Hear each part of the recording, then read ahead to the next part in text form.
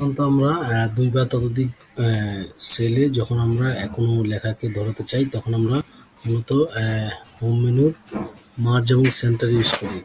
এক্ষেত্রে আমরা এই সেল রেঞ্জে আমরা প্রথমে একটা লেখা লিখি, যেমন XYZ প্রাইভেট লিমিটেড।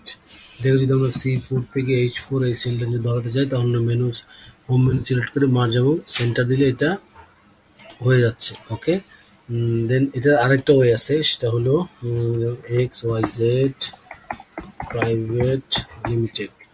এটাকে আমরা যে সেল রেঞ্জে রাখতে চাই সেটা সিলেক্ট করলাম, তারপরে হোম মেনুর আন্ডারে ফরম্যাট মেনুর পরে ফরম্যাট সেল, দেন অ্যালাইনমেন্ট মেনুর আন্ডারে হরিজন্টালে গিয়ে সেন্টার একটা সিলেকশন, দেন ওকে।